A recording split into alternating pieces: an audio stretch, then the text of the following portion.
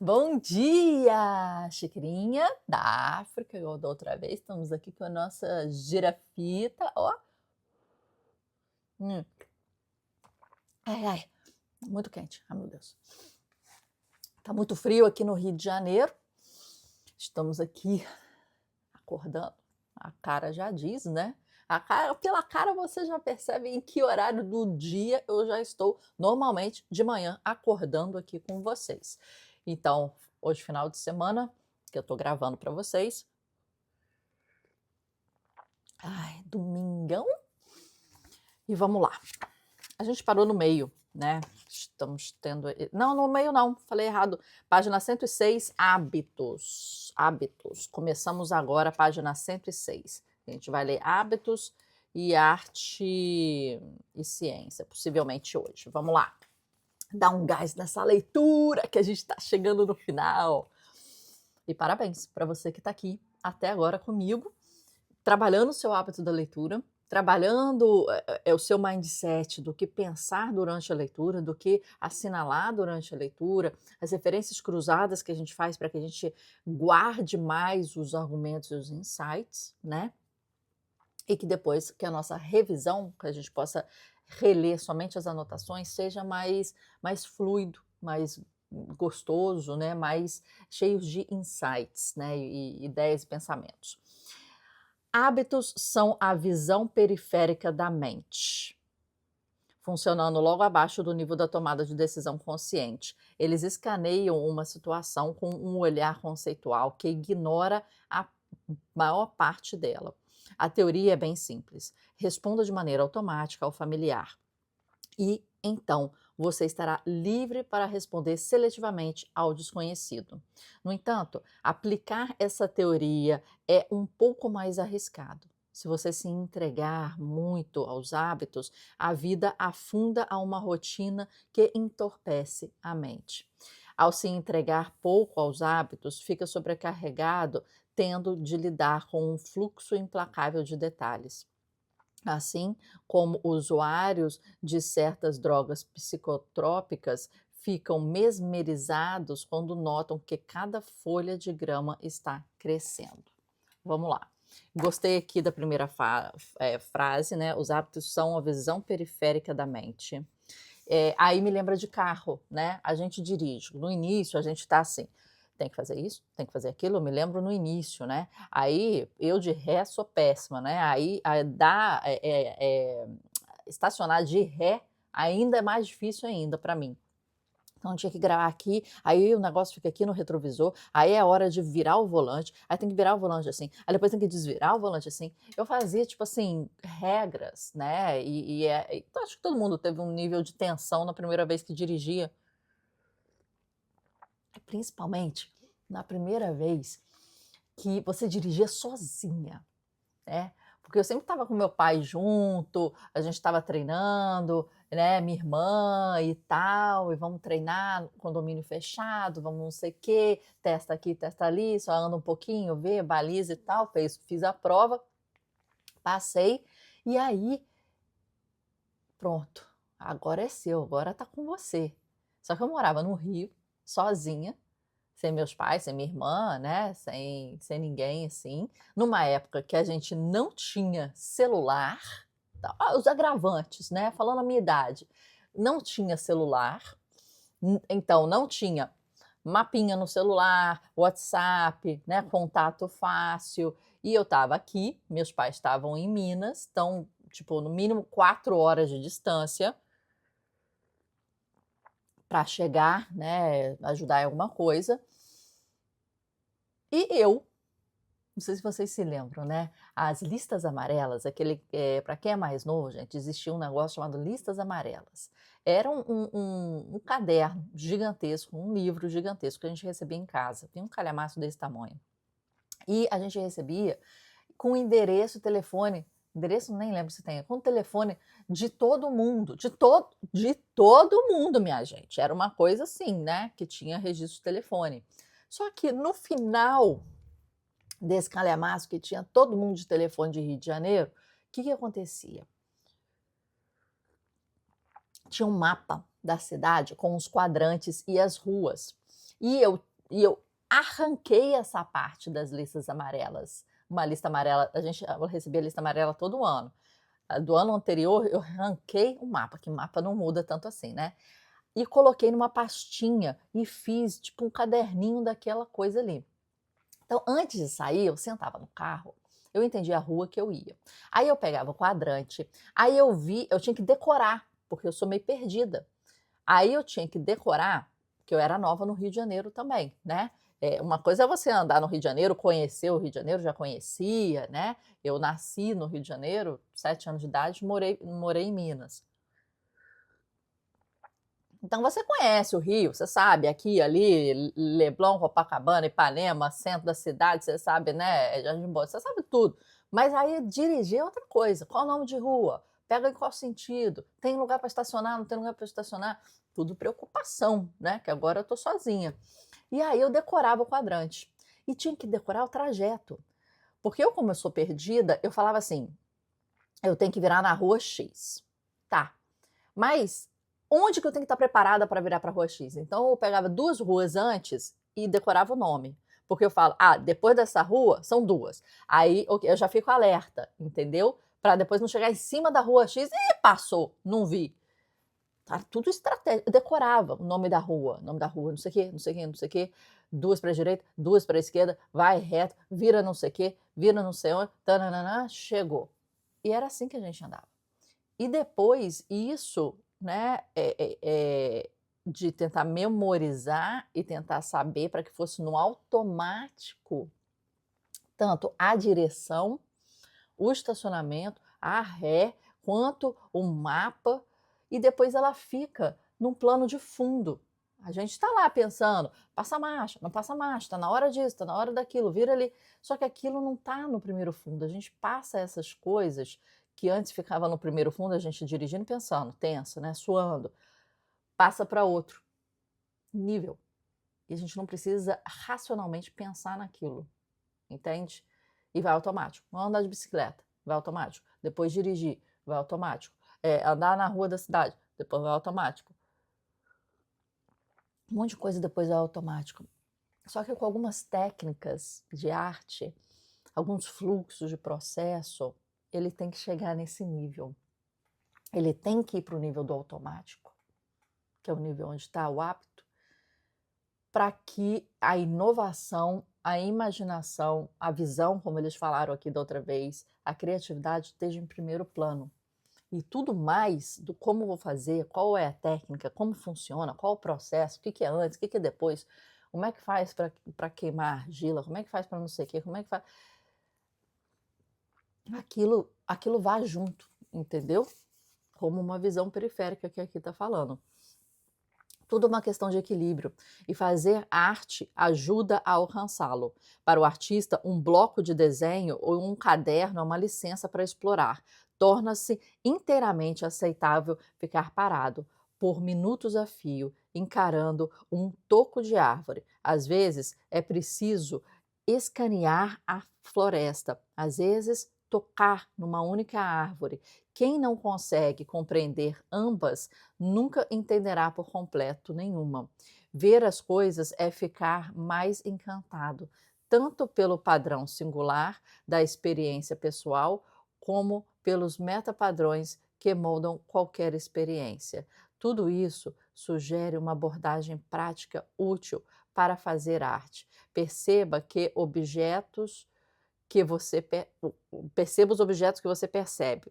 Por exemplo, leia essa frase novamente. Ou, dito de outra forma, faça com que os objetos falem e então ouça-os.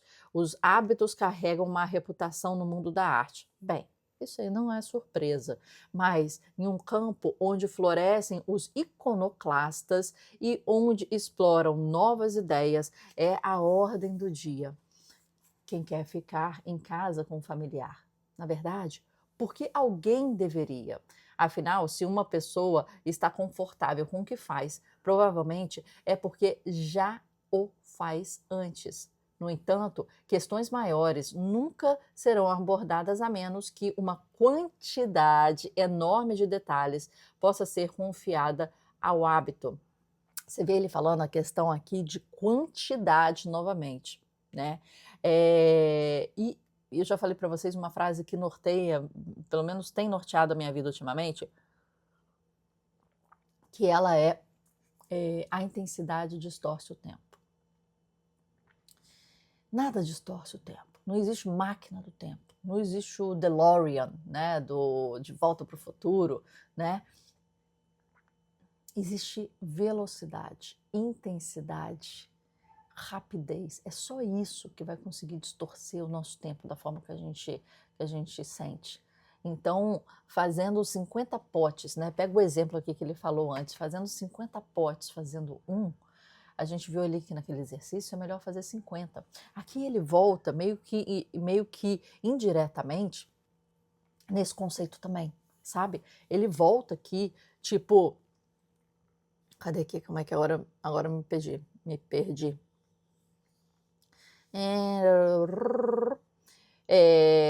Nunca serão abordadas a menos que uma quantidade enorme de detalhes possa ser confiada ao hábito. Novamente, isso faz a gente pensar, gente, que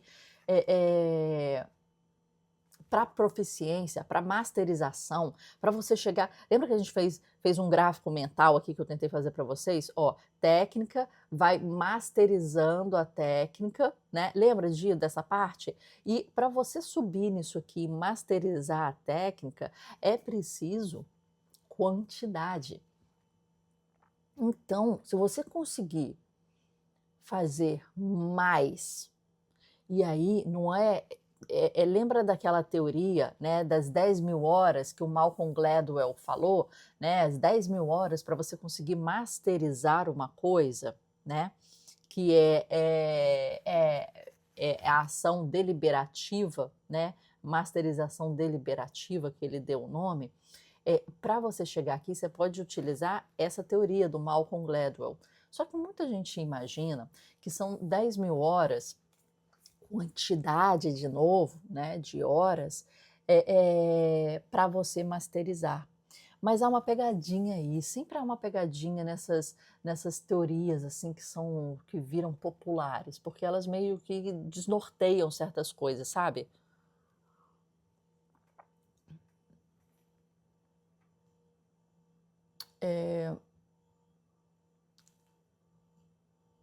A ação deliberativa para chegar às 10.000 horas, ela não fala de forma nítida que essa ação tem que ser estratégica. Primeiro não é fazer mais do que você é totalmente bom. É você entender o que é bom para o negócio, o que é bom para o mercado, o que é bom para a sua carreira. Por exemplo, Michael Jordan. Michael Jordan é conhecido, não sei se vocês viram os documentários, né? Por repetir, masterizar, fazer mais que todo mundo, chegar mais cedo que todo mundo, treinar mais que todo mundo. Só que ele não está fazendo esse treinamento de forma estúpida, de forma idiota, né? Ele está pegando, né? Cesta de 3, ele está decupando o processo inteiro e pegando o que é importante, né, ali para o jogo, frente às habilidades dele. Então, é uma ação deliberativa, inteligente, propositada e estratégica. Esse é o primeiro ponto. Depois, se você acha que você não tem que trabalhar no que você não é bom, depende. Você pode ter que trabalhar no que você não é bom. Porque aquilo pode ser a âncora para o que você é bom, a base para o que você é bom. Então tem que ser estratégico nisso, né? Depois, terceira coisa da ação deliberativa, né? Você tem que ser guiado por, eu detesto a palavra coach, né? Tem super críticas do coach, a gente já falou aqui até em outros livros, né? Da Arte do Impossível, eu acho que a gente falou mais sobre essa questão de coach, né, o meu posicionamento, mas um mestre, uma pessoa que guie, e essa pessoa, ela tem que ter chegado lá. Esse é o grande ponto. Não pegue como mestre um cara que está no mesmo nível que você. Não pegue como mestre um cara que só ficou no academicismo e na teoria. tem que ser alguém que tem um currículo que você fale, percorreu o caminho que eu gostaria de percorrer nos meus sonhos. Ele chegou lá. Ele tem comprovação para isso. Tem medalha, tem troféu, tem certificado, tem histórico, tem carreira, tem etc. Blá, blá, blá, blá, blá. Então, um mestre que tenha uma história que tenha a ver com o seu sonho, objetivos e metas, e que tenha chegado lá com folga. Com folga. Chegou lá há muito tempo, já fez muito mais depois disso. Não pega qualquer mestrinho aí, não. Teve uma vez, eu vou contar para vocês, teve uma vez muito tempo atrás, acho que tem 12 anos atrás, não é muito tempo assim, mas é um tempo a considerar. Fiz um treinamento de PNL, Programação Neurolinguística, tá? Que eu não sabia como funcionava, foi um treinamento muito bom, foi um treinamento inicial, foi o primeiro curso, né, desse programa. O que foi? Foi um final de semana num hotel fazenda, relativamente perto daqui, 1 hora e meia daqui, em que foi um grupo. E o que foi feito? Foram feitas diversas dinâmicas, né? Sexta, sábado, domingo, 3 dias, basicamente, 2 dias e meio, né? 2 dias, assim, porque se perde muito em apresentação e finalização, essas coisas assim. Mas de prática, vamos colocar 2 dias aí, em que estavam trabalhando questões, né? Emocionais, psicológicas, através de dinâmicas em grupo ou individual, que diversos níveis, né? Às vezes pegavam alguma coisa de sua dificuldade, do seu trauma, dos seus desafios, dos seus objetivos, e tinha ângulos diferentes, começando com coisas mais pesadas e mais difíceis, amaciando o tipo de dinâmica e fazendo dinâmicas mais integrativas, mais emocionais, mais inspiracionais ao final. Então, essa foi a dinâmica. Não vou te falar muito o que aconteceu. Mas as pessoas saem desses eventos. Você já saiu desses eventos? Tá! Nossa senhora, foi muito legal. Agora vou mudar minha vida. Vou fazer isso, fazer acontecer. Você sai aquele foguinho no peito. Tem eventos que te deixam com esse foguinho no peito, né? E até o final desse evento, os organizadores, ao final, falaram: olha, esse evento mexeu com vocês, esse evento trouxe um mindset, de repente, diferente, você fez uma imersão aqui no mundo diferente. Então, o nosso aconselhamento é que você não saia daqui querendo fazer algo drástico, como comprar um carro, se demitir, terminar um relacionamento, nada drástico na sua vida, pelo menos por uns 15, 20 dias. Tipo, é como se eu estivesse lendo a bula de um remédio, tipo assim, cara, precauções, né? Contraindicações, pode acontecer isso, pode acontecer aquilo, né? E a gente saiu com essa recomendação. Durante 15 dias, não faça nada, assim, não faça nada drástico na sua vida. Não comece nem termine em algo, não venda algo, não crie dívida, não sei o que, não sei o que, não sei o que. Gente, desculpa, eu tô muito falante, eu sei, a gente não tá evoluindo. Mas eu já tô com um fomo, que a gente tá em 107, página 107, tá acabando, minha gente, tá legal os insights. Deixa eu falar então um pouquinho, porque você lê sozinho em casa, né? A gente já passou de 21 dias, já estabeleceu aí essa coisa que eu não acredito de hábito de 21 dias, mas já passamos, o teste seu já tá aí, né? Desses pensadores aí que falam. Então deixa eu falar. Aí, o que aconteceu? A fofoquinha. A gente adora a fofoquinha. Eu tô até com meu café aqui, eu tô mal, vamos fazer a fofoquinha. Falando em fofoquinha, ó, comprei esses marcadores de textos numa loja Xing Ling do shopping, loja chama Daiso. E aqui tá Film Index Stationery. Stationery é a sua estação de trabalho, é tipo sua mesa de trabalho. Olha, eu gostei muito da paleta de cor, eu sou muito ligada à paleta de cor. E agora eu vou começar a marcar meus livros com isso aqui, ó, que legal. Então fica um insight para você.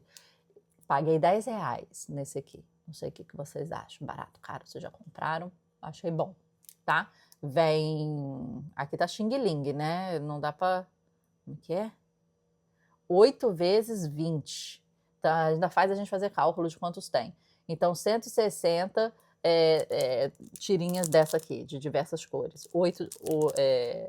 20 de cada. tá?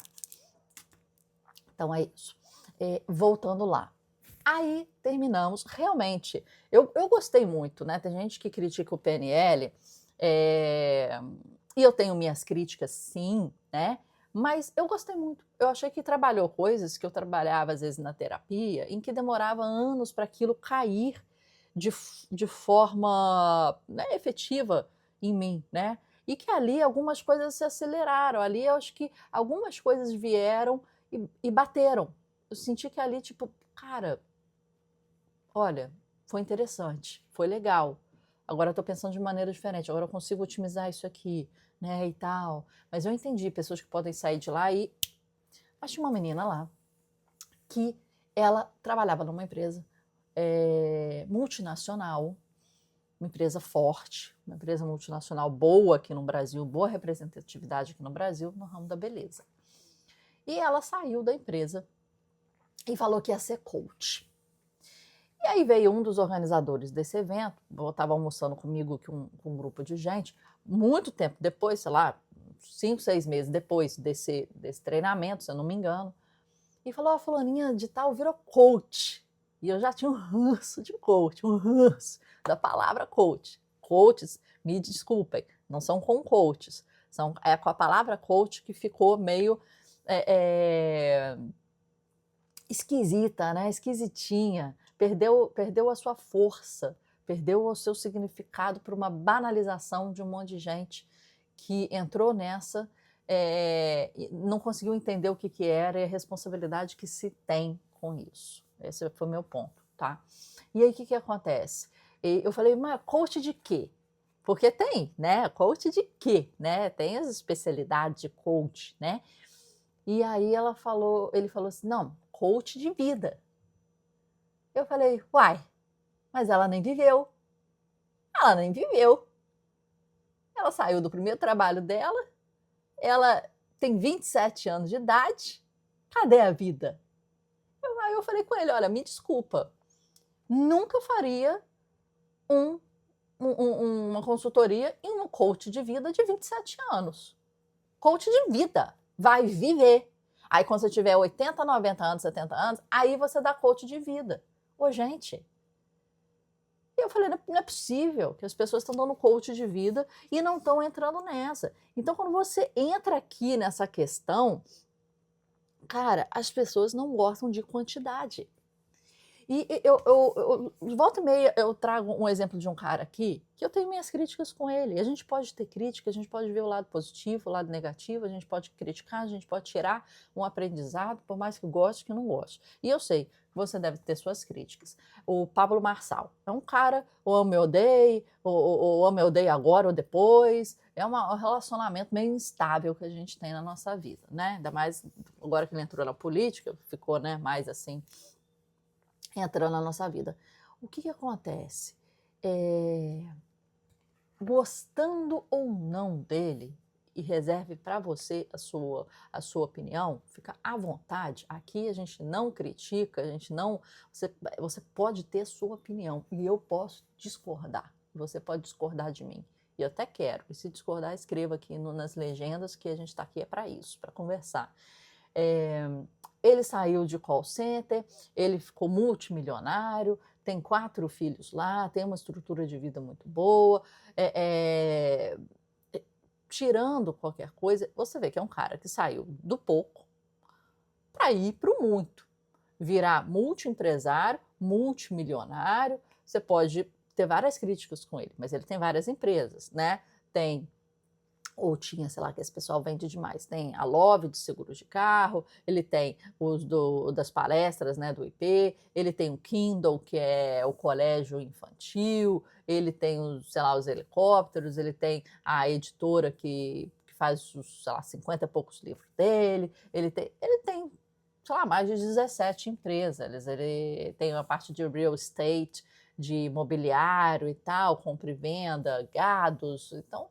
É um cara que, no mínimo, um cara que fez muito na vida e que sabe viver. Porque eu olho para aquele cara e falo assim, gente, hoje ele está em Israel, Ontem ele estava num pico de um cume, deixando todo mundo lá sendo pego por bombeiro. Aí depois ele estava fazendo a maratona da Disney. Aí depois ele estava sendo Iron Man. Aí depois ele concorreu lá para São Paulo.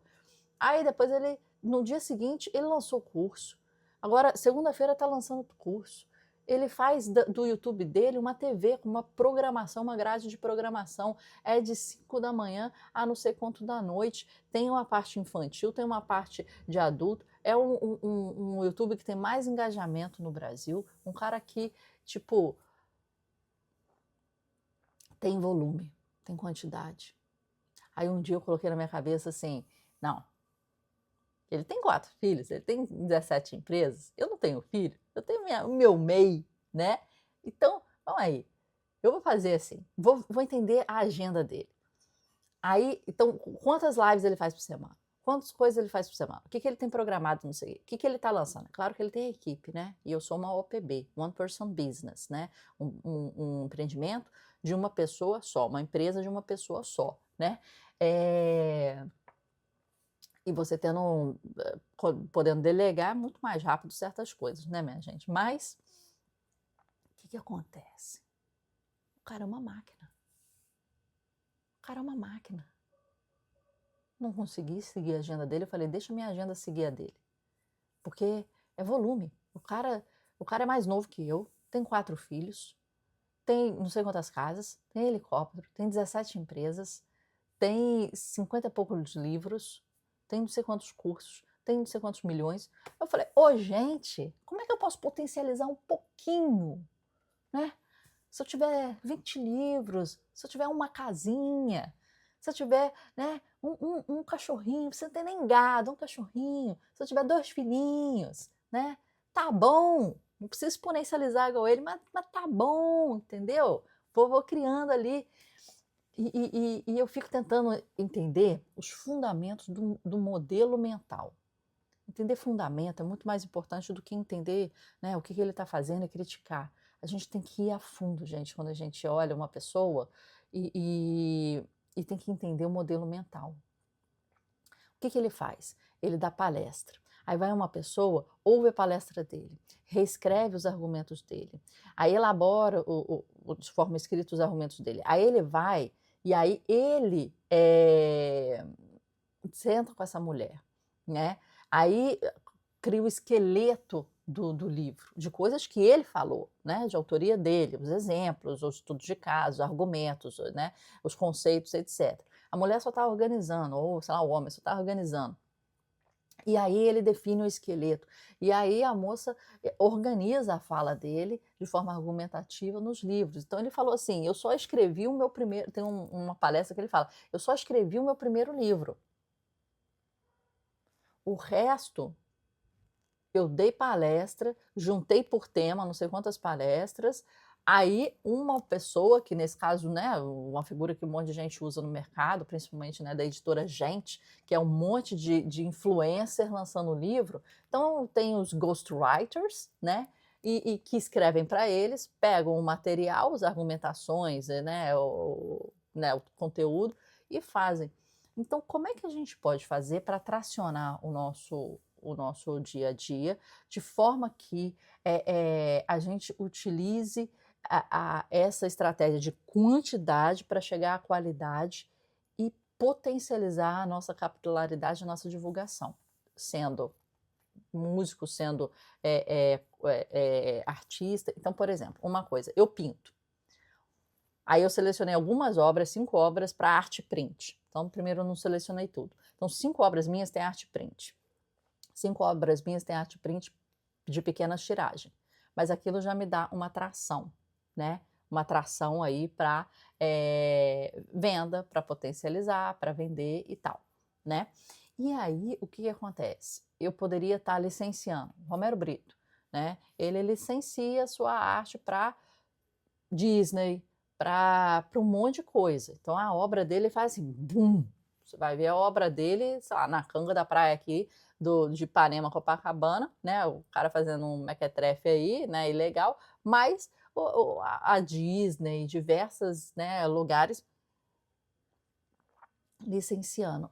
E hoje em dia, claro, a inteligência artificial, que te ajudam a potencializar e a dinamizar os seus processos. Então, hoje, como é que eu consigo ser uma OPB? Eu crio um sistema de fundamentos, né, que me ajuda a isso. Se a gente lembra daquele livro, Hábitos Atômicos, do James Clear, um livro que eu indico muito, né, para vocês lerem, eu acho que é um dos melhores livros quanto a hábitos, né, a técnica de hábitos e tal. Ele fala o seguinte, lembrar a frase dele aqui, qualquer coisa eu coloco a frase certinha aqui embaixo na legenda, que você não tem que se elevar ao to-do list, né? As tarefas. Você tem que cair num sistema. E quando você entende que você tem que trabalhar num sistema interno, pessoal seu, do seu dia a dia, da sua rotina, das suas entregas, da sua performance, da sua empresa, né, de funcionários, e que quando você estabelece um sistema, você consegue ter essa tração, entendeu? Então, isso traz muita coisa. É um to-do list solta, lista de tarefas, assim, que você vai ticando, não é legal. Desenvolva, entenda fundamentos, desenvolva sistemas que funcionam para você. E aí uma coisa interessante de ler, né, são livros que trazem modelos mentais, né? Um que a gente leu aqui no canal e tem um resumo é o Almanaque de Naval Ravikant. Naval Ravikant, um indiano, né, que veio de baixo, subiu, é diretor de fundos, um grande investidor de grandes empresas aí, né, que são bombadas, vocês conhecem, e ele começou a escrever uns twitters, na época, né, hoje X, mas uns twitters, que ressoaram e deram bastante ibope, né, foram bastante curtidos e comentados, sobre mindset, sobre ideias, sobre insights, sobre, né, finanças, felicidade, posicionamento de vida. E o livro dele, ele traz muito essa questão de sistemas de pensamento, não só argumentos soltos, né? E tem uns livros específicos de modelos mentais. E quando você vai para princípios, fundamentos, sistemas, você consegue depois ir para tudo, porque você tem a sua base, sabe? Existe um livro chamado Princípios, de Ray Dalio, e também um vídeo chamado Princípios, de Ray Dalio, que é um vídeo em cartoon. Vou colocar aqui abaixo para vocês. Se eu estiver falando alguma vez alguma coisa que eu vou colocar abaixo e porventura eu não colocar, vocês me cobrem na legenda. Falou que ia colocar não sei o que, não colocou. Por favor, tá? Porque às vezes a gente tira daqui, bota para lá, não sei o que, e esquece que no meio daqui a gente falou. Mas é isso, gente, eu vou encerrar o vídeo porque já tem 33 minutos, a nossa média aí tem sendo 25 minutos. E a gente termina aqui. Lemos muito pouco hoje, eu sei, mas eu já estou com saudade de vocês, a gente vai degustar, né, essa última parte. Esse livro aqui foi mais insight, mas o seguinte, entenda fundamentos, crie sistemas que vão potencializar a sua lista de afazeres, tá? Tenha mestres que tenham seguido e feito e realizado comprovadamente os seus sonhos. Não qualquer pessoa que vai ser coach de vida de 27 anos e não tenha vivido, né? Aqui a gente trabalha com seriedade. Pega com seriedade, tá? Quem você vai ouvir. Isso é muito importante. Não ouça qualquer coisa, não vá no algoritmo ver no próximo vídeo. Seja intencional na sua curadoria, porque aí vai ser o tempo, né? Isso é uma coisa que a gente fala aqui em curadoria de livro, claro, de estudo, né? Mas seja intencional na sua curadoria, tá? E é isso, eu acho que os insights de hoje, a gente voltou no DeLorean, fez um de volta, né, ao futuro, e falou de novo de uma coisa que tem me marcado muito hoje em dia: a intensidade distorce o tempo. E quais são as formas de tração para que você potencialize o tempo frente à quantidade, para chegar na qualidade? E aí eu dei o exemplo do Pablo Marçal, que, querendo ou não, com críticas ou sem críticas, 53 livros, 17 empresas, não sei quantos helicópteros, 4 filhos, não sei quantos imóveis, com certeza um cara que está fazendo mais resultado do que eu, né?